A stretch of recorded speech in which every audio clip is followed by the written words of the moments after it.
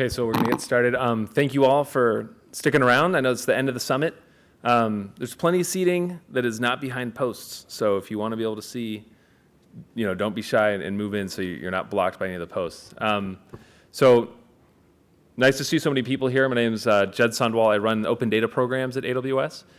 This is actually the second time we've invited Tom to come out and speak at our summit. He's a fantastic speaker and has been doing really remarkable work with the city of Chicago for many, many years, and is going to talk to you today about OpenGrid. I'm not going to steal his thunder too much, but one of the things that we try to highlight, and that I try to highlight specifically through our open data program, are examples where data is being shared in the cloud, and also along with code and infrastructure. Okay, so that not only is data being shared, but other people can come get the data and analyze the data, but they also have tools at their ready that are available in open source to work with the data, and then also infrastructure, so shared cloud infrastructure as well that people can use. And I think OpenGrid is a tremendous example of that, and we're really glad to have Tom here. So I'll stop talking and let Tom come up and impress you all. Thank you. All right. Thanks for the prompt on the clapping. All right, good afternoon. I'm the last session. I realize I'm between you and alcohol, or water if that's your thing, or tea and alcohol. So I'm going to be brief. I'll finish early. There will be time for Q&A, but we'll make sure that you're first in line. And make sure you tell everybody else whose session you went to that got you first in line. Okay, it's the end of the day. It's a 2-day summit, so it's hot weather. So for those who are not used to the humidity, we're going to go through a little bit of a review here. Can anybody spot the pothole? Got it. All right, we're going to level up a little bit. Can anybody spot pothole? There might be more than one. All right, so this is what city streets might look like. Right? Your city might have streets that look like this. There are certainly streets in Chicago that look like this, especially after a rough winter and after a thawing where it gets a bit of a pothole. This is a core question. We can go out to a street, we can point to a pothole, and we say, here's a problem, let's take care of the problem. But the city of Chicago is 235 square miles, so how do we go and point to a problem? We can go to a street and we can see a street worth of problems. But this isn't the challenge. The challenge is taking a look across the entire city of Chicago and be able to spot this out across a large geographic area. So how can I spot the pothole from an area that's this far? How can I spot the pothole across the entire city? And not just a pothole, but how can we tell when alley lights are? How can we tell where the 911 calls are? Business licenses, crimes. How can we tell where this is happening? It's all intermingled as well. So how do we do this on a large geographic scale? How do we do this with a large amount of data? How do we tackle this problem? A few years ago, the city of Chicago hosted a NATO summit. And at the time, we were actually supposed to be also co-hosting the G8 summit. So this is scary for a city from a public safety perspective. We're going to host all the defense ministers from across the world. We're going to also host all the economic ministers from across the globe, certainly the richest nations. So how do we tackle this? Well, the administration, the chief of staff at the time goes, why do I have to go to different departments to find the reports? Right? So we had busyness on all fronts, NATO and G8, how we're going to handle all these scenarios. For a chief of staff for the operations center, it was a question of where all the crimes were. Where were the 311 calls? Where were the 911 calls? Where were all the events in the city? And how do we do this? The city certainly had that data. For a number of years, we've had this sort of data. But the chief of staff and the administration was concerned, well, we have to go to different commissioners. We have to go to different departments to be able to bring this together. This is a classical problem that exists in the public sector and also in the private sector. So out of that project, in a very short period of time, bore a project called WindyGrid, a play off of the city's nickname, the Windy City. Does anybody know why we're named the Windy City? It's not because it's windy. There's skyscrapers, so it's kind of windy.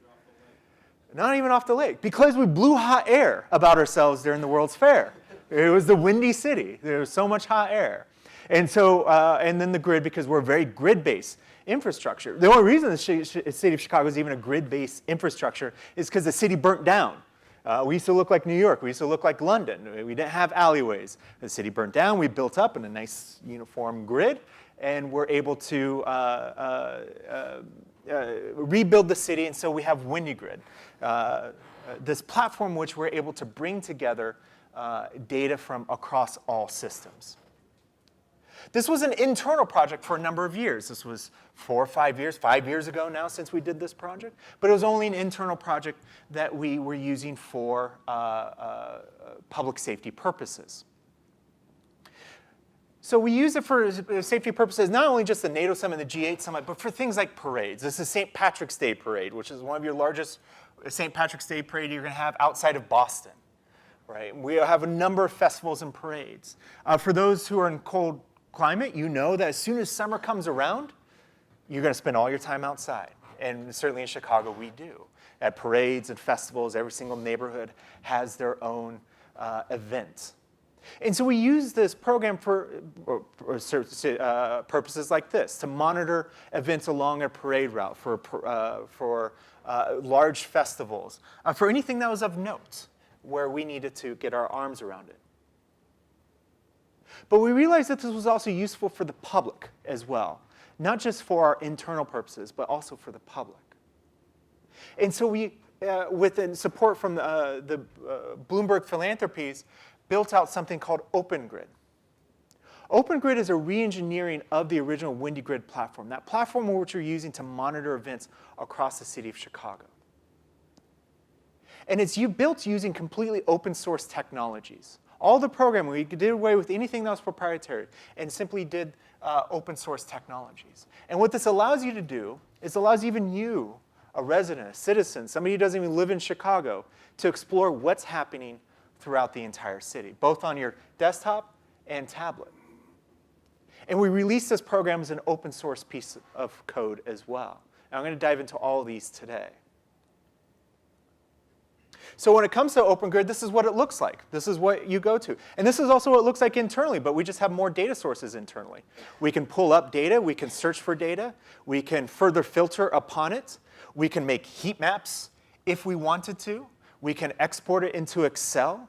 We can make pie charts, bar charts, anything that you need from that.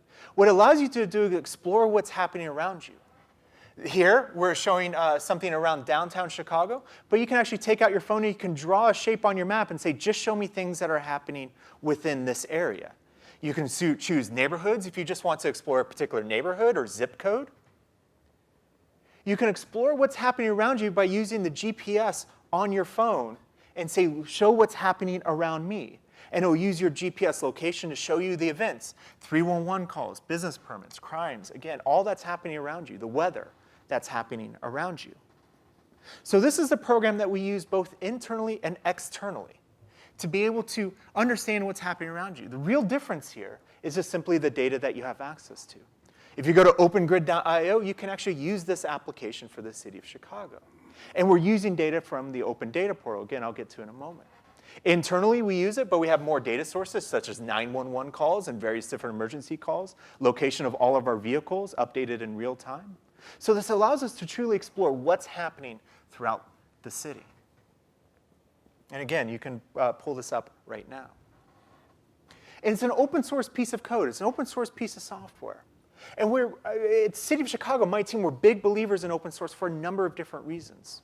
One, it's cheap. We're all public sector here, and God knows we need that.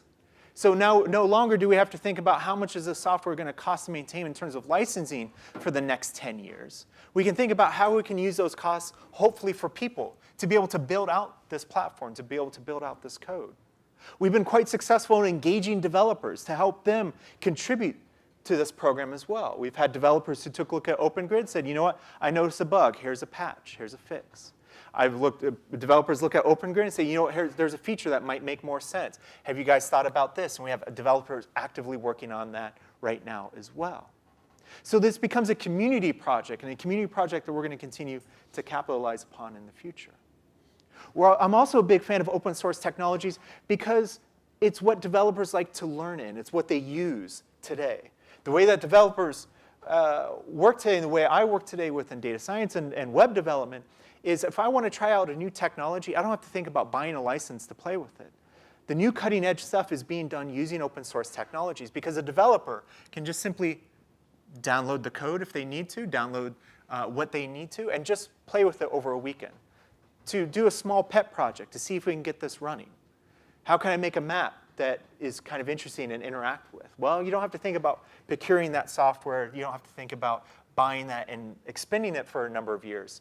You can just run with it. You can prototype. You can play with it. And if it doesn't work, you throw it away. And you don't have to explain to your boss why you just spent a few $1,000s on something you ended up not using in operations, in production. So it really changes that cost dynamic. That's really a burden, real burden on the public sector. But certainly even in the private sector, when we look at Twitter, Microsoft, Google, who are both, again, consuming and developing open source technologies, we're trying to take a page out of that playbook. You can go to our GitHub site, github.com/Chicago, to be able to find this OpenGrid project. But we also have featured, because this program was built with the enterprise in mind, the code that is there, the code that's there, but you don't necessarily see when you're at opengrid.io.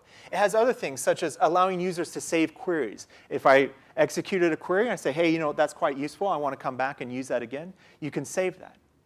This also has a login capability, and you can integrate this with Active Directory or an LDAP service, so you can control users. We use the same code base internally, where we have integrated with our Active Directory, so only certain users can access certain data. Certain users can access 911 data, but not everybody can.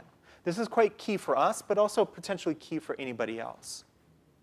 And also, you can obviously have also administration over your users to add or delete them or do other sorts of administration from that as well. So when you go to opengrid.io, what you're going to notice, it's pretty lightweight. There's none of this in management. There's no login or anything like that. And that's deliberate, because the point of when you go to opengrid.io is for you to interact with data that is perhaps around you if you're in the city of Chicago, you might be interested in from wherever city you're sitting from. But if you actually take a look at the code, there's much more heavy enterprise features that are baked in there as well. But the real interesting thing when we approach this project is pairing OpenGrid with various different ways of storing data. I'm going to talk about two stories in particular and how we do that. But OpenGrid, the thing that you actually interact with your browser is nice. But what you use as your data storage might differ. And for instance, within the city of Chicago, we use technology you might be familiar with called MongoDB, where we use that technology to be able to store all this data. But in fact, when you go to opengrid.io and you interact with that program, which is only using open data, we use Postgres and a project called Planaria to drive that. So no matter what your data storage is, you can write service layers and hooks to feed into the application. If Mongo's not your thing or you don't have your skill set, this could be adoptable. If you prefer something like Cassandra, Postgres, or something else, MySQL, you can also make it adaptable to that as well. This also allows a tremendous amount of flexibility to interact with various different data storages and APIs that exist across the internet.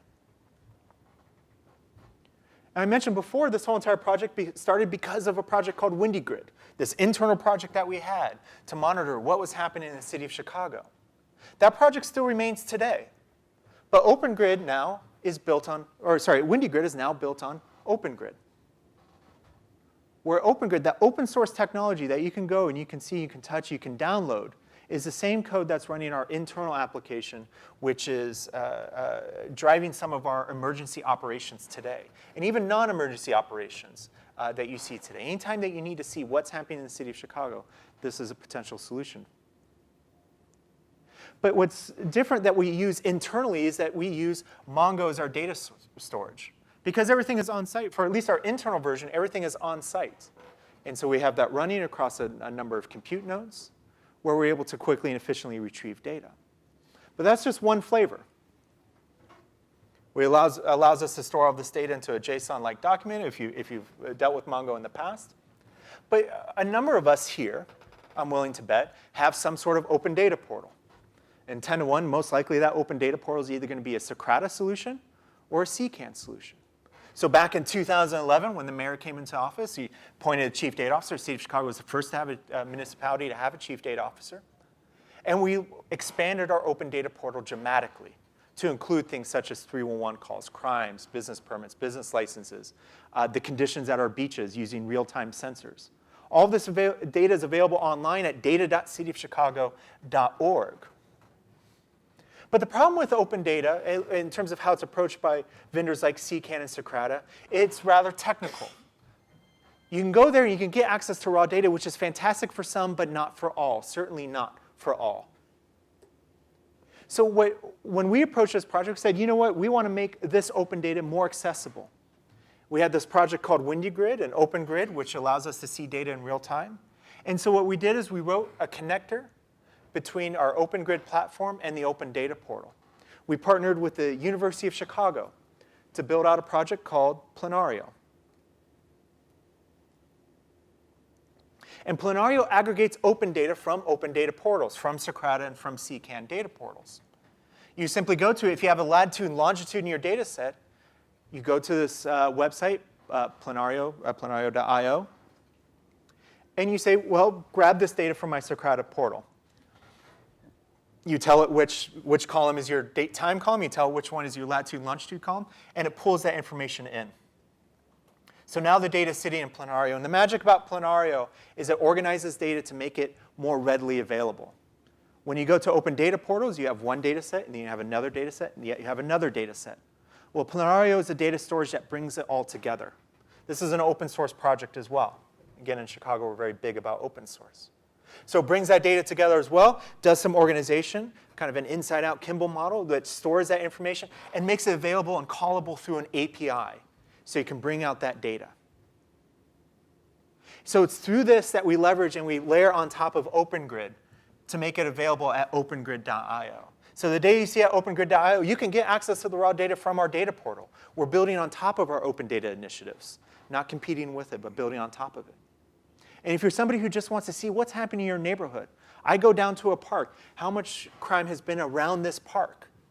Has there been streetlights out around this park? University of Illinois, Chicago, are there a lot of streetlights out? That's a very big safety concern for those who are walking across campus at night. So this allows us to bring data together and make it available. So OpenGrid has been flexible, has been designed to be flexible, not just simply working with a Mongo database, and not even just working with Planario and open data, but potentially flexible to meet other solutions as well. So internally, the recommended configuration, if you're going to use this internally for kind of situational awareness or sensitivity, where having it on site is important, or perhaps even in the cloud, we pair it with Mongo. If you want to make your open data more accessible and usable, you can pair it with Planario and simply feed off of your current and existing open data initiatives in your open data portal, provided CCAN or Socrata, which is most of the market. And when you go to opengrid.io, and when you take a look at Planario, it's using AWS infrastructure behind the scenes. As you guys can imagine, I'm sure you guys have come across, you go out and you launch a new project, and you know that on January 14th, we're going to launch a brand new project. And we're going to have a press release. We have already leaked a little bit to the press, so Wired Magazine can write their article, and you just pray to God that that site doesn't go down. Well, we're facing the same thing, and so when we were working with a number of partners, we say, you know, we're going to make this available to the public. We're going to allow the public to navigate and explore data as fast as possible. My God, what are we going to do? How are we going to do this so we don't make ourselves look foolish? Because we know that if this were to launch and it were to go down because the load was too heavy, that would undermine any credibility, any other technological advancement, anything that was done well with this site would be undermined by that simple fact. And so when we deployed it to AWS and we worked with a number of partners on this, we of course put high availability on the database, high availability on the web end, used RDS on the back end with Planario to make sure that it had the robustness and could scale to the web traffic, not only just locally, but when Wired did cover us, when the Atlantic covered us, to make sure that those spikes in traffic could be handled, and those queries and those increasingly complex queries would be able to be handled quite well. But the thing that is going to count for us is increasing the longevity of this. And the way that we've positioned this project, this OpenGrid project, is to make sure it both benefits the public, but also has long-term institutional support. What's a great concern of any time a government, any time that we release something like an open source project, is how do we know we're not going to abandon the project? How do we know after a couple of years, maybe the administration has changed over, it's like, you know, we're not going to do this anymore. We're done, this is over, we got the PR push, and that's it, we're done. That doesn't help anybody. and let alone anybody else who might be interested in this project as well.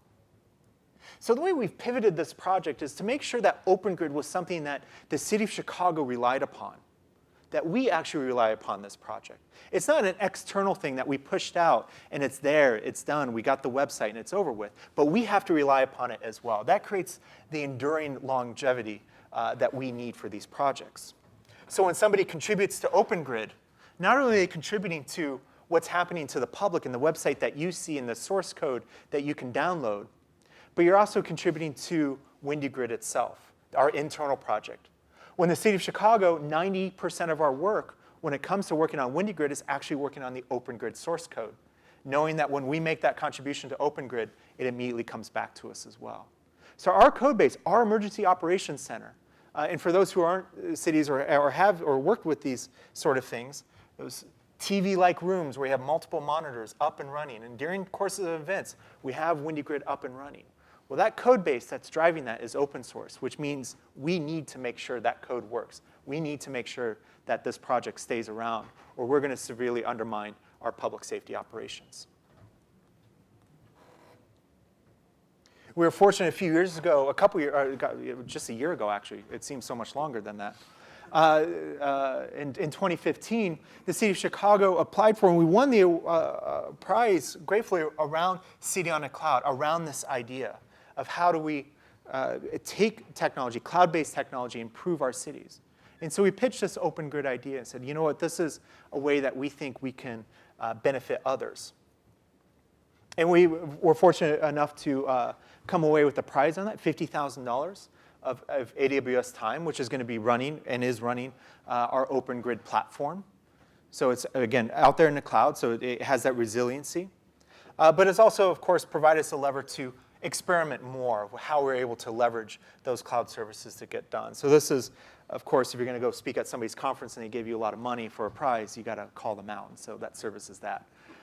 So check that off. But what's really interesting and important is that, again, this is an open project, that there's collaboration here. And certainly we have people that reach out to us directly through our developers@cityofchicago.org email. Google Forms, where we interact with folks. If you go to opengrid.io, you can see these links. Extensive documentation, documenting our APIs, documenting the installation of this, and making that available. Bug reports that are in the public that other people can say, there's a problem with your platform. Can you do a better job of improving this? And we get a lot of those, and we're very welcome for those. Our meeting notes that we have are also made publicly available. So when we talk about the next steps we're going to make with this platform, what improvements are we going to make, we make that available so others can see it as well. And starting in July, we're going to do something even more. We worked with the Apache Foundation and Mozilla Science Foundation. We talked a lot with those folks. These are two foundations that run large open source projects. And they're successful open source projects. We said, you know, what helps you? What gets you to have developers engage with your folks, to want to contribute? And a lot of it was around communication, to clearly communicate. And we've done that a lot already. Certainly published a lot of written documents. But we're also going to make our developer calls, our weekly developer calls, open to the public as well. That is, you can talk to our dev team as well. If you're coming from our government or from the public sector, you can say, I'm interested in this platform, but there's a problem. I'm interested in this platform, but there needs to be something more here. This doesn't quite complete my use case. You're going to be able to talk directly to those developers. And it's that open communication that not only is going to help, hopefully, others, but it's really going to help us as well. Because your ideas are probably going to be applicable to me as well. It's going to be applicable to our head of our public safety operations. We face the same problems. We have the same hurdles. We exist in kind of that same sphere where messing up is doubly punished for success, even though sometimes messing up gets us to that better success. So we exist in the same sphere. So how can we work together amongst each other to improve what we want to do? And I'm always interested in that. And even when other governments come to me, and I just was having a conversation earlier just before this, about an idea of, hey, we could work together and we can come up with something better, and it's not going to cost us as much, and it's something that we can be more flexible, and we're not going to be burdened by cost, and it'll allow us to do something more innovative and not be as constrained. So by having developer calls, and we're going to start these on July 8th, we hope to be able to collaborate with a wider network to get ideas, to get people to volunteer, say, yes, I'll fix this bug, or I'll add this new feature, to give feedback on iterations of new designs, new UIs that we might be prototyping, to see whether or not this actually can work. And so we're really excited about that. And if you're interested about that, you can email developers@cityofchicago.org to be given notifications later. Or you can just visit digital.cityofchicago.org, where we'll be posting updates when we start making these calls publicly available. So we're really excited about that as being the next phase of this project. So what began as an internal project, how can I tell what's happening around me? How can I improve my own operations? And turning it into a public project that not just helps us, but also helps the public is very exciting for us. And we're also working on something else that we're really excited by. AWS Marketplace, and I'm not sure how many of you here know much about AWS Marketplace. Some do and some not so much. But it's essentially an app store for cloud services. For those who have Tableau, for instance, you can go to AWS Marketplace and you can say, well, I have some Tableau licenses. I want to run Tableau. Right, but I want to run on AWS, and I don't have to do the installation as Amazon does, the Amazon side of this company does. They do the one click. Give me one click and let me have it running. Equivalent to one click and something shows up to your house, like paper towels or something. But now it's a bit cooler, right? One click and you can get something running in the cloud and you can start using something like Tableau. Well, if we're going to talk about how can we share more amongst governments, how can we take one idea and make it easier for somebody else to run, we need to do it a better way. And why not try to leverage an app store? App stores have been quite popular and useful for getting apps to run on your phone, certainly, saying, hey, I want this, I want to run this now. And instead of buying a CD, putting a CD into your computer and going through the setup process, app stores kind of make that seamless. Just bring it down, it gets running, and you can run with it. You're going to have to configure it. You're going to want to get the settings to how you want to run. There's certainly that sort of customization. But can we take away a lot of the setup? I know if somebody came to me and said, I have an open source project. Here's a bunch of code. First thing I'm going to do is look at a bunch of code and say, OK, what can we actually deal with? What do we know? What do we not know? Where would we need new skills? So how can we remove that setup process? Well, by partnering with AWS, partnering with Amazon Web Services, we're going to see whether or not AWS Marketplace can actually be that sort of app store for civic engagement, taking civic apps and saying, if you want to run it, just go, click here, and it runs on your AWS instance. And if you have virtual private networks because you're really concerned about security settings, or you have a certain tiered network and you want it to be configured in your way, then it's right there. It's in your AWS environment, within your AWS home. If you just want to simply run an AWS because, hey, it's quick, I just want to run with it, and if it doesn't work out, I just want to destroy the instance, I don't have to buy a server or do any of those other infrastructure setups, then that's also a possibility as well. But certainly what we're interested in is, can we take a lot of the setup away and that burden that comes with that from adopting other solutions? Because certainly in the city of Chicago, we're interested in what other people have done. I look at other cities and what other governments have done. It's like, that's cool.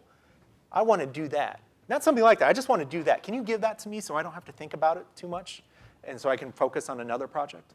Because again, I think we're all in those circumstances where we're demanded a lot of, but we always have to recreate the wheel. So coming this summer, hopefully either July or August, we'll be up and running with that. So you can go to AWS Marketplace. And if you want to try out OpenGrid, you can simply click to deploy, that one-click shopping. The source code is certainly out there already, so you could certainly do that. So if you know Java, if you know HTML, if you know CSS, if you know Node.js in particular, you can do it now. But if one of those things or all those things doesn't fit within your skill set or your team's skill set, then hopefully AWS Marketplace might be able to provide a solution there. But we're interested in the experiments. There's what we're going to do, which is putting OpenGrid in there, but we're interested in the experiment of how can we share amongst each other more? How can we take each other's innovations and just simply adopt it to make our life a bit easier? Now, I told you I was going to get you first in line for drinks. Right? So we'll do a little bit of Q&A.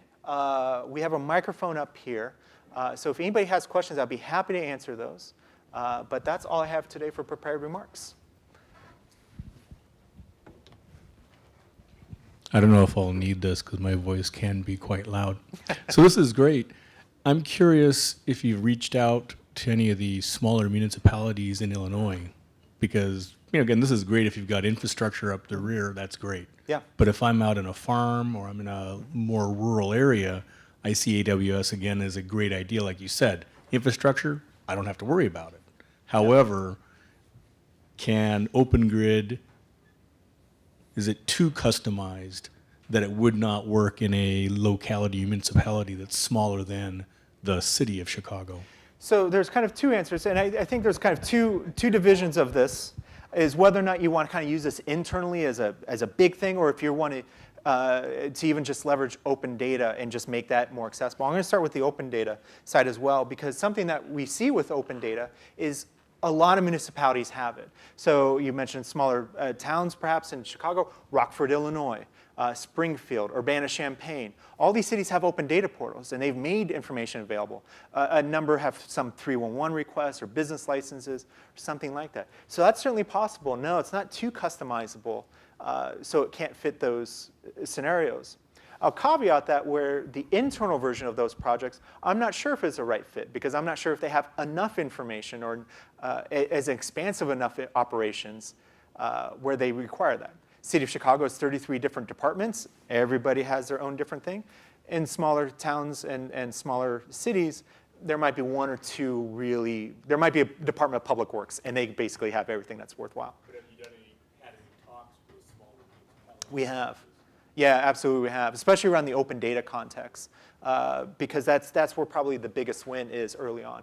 And two, even within open data, if they're making some valuable data available open, some communities make 911 calls available open, that's as good a reason also be it's usable for city employees as well, because it's already there.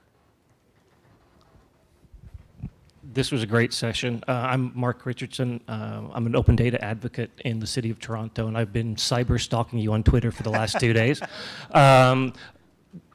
This was everything I was hoping to see today. Good. But it was interesting, the open grid approach that you've taken to it. And I guess it was part of the money you got from the Bloomberg Foundation requiring it to be rip and replace so that other cities could leverage it.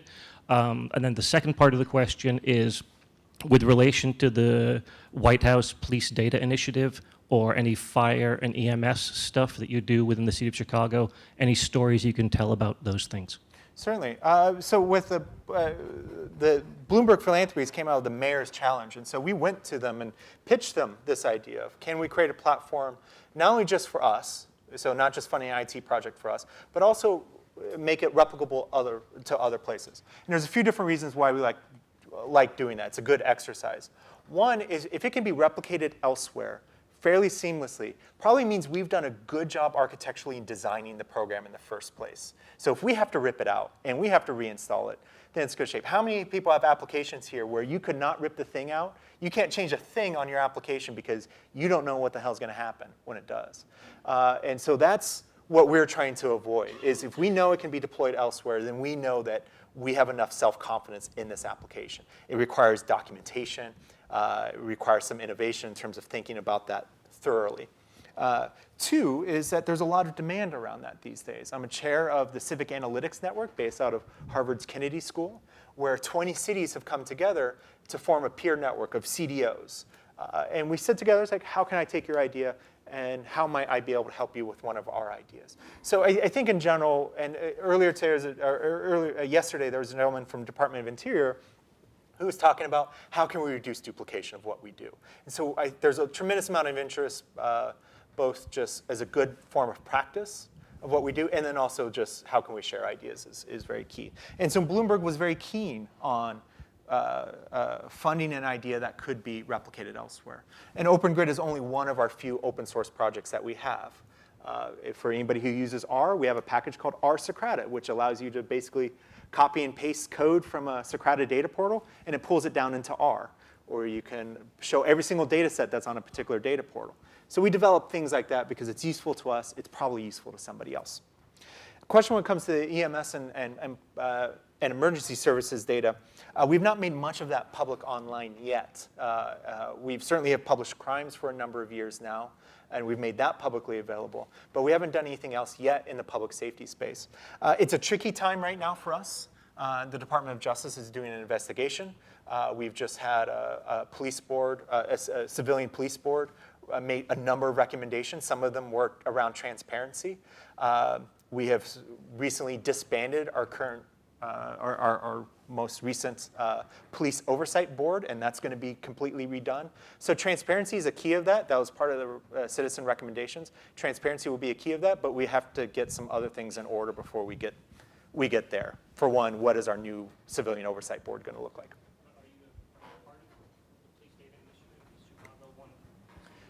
We're not signatories on it, no.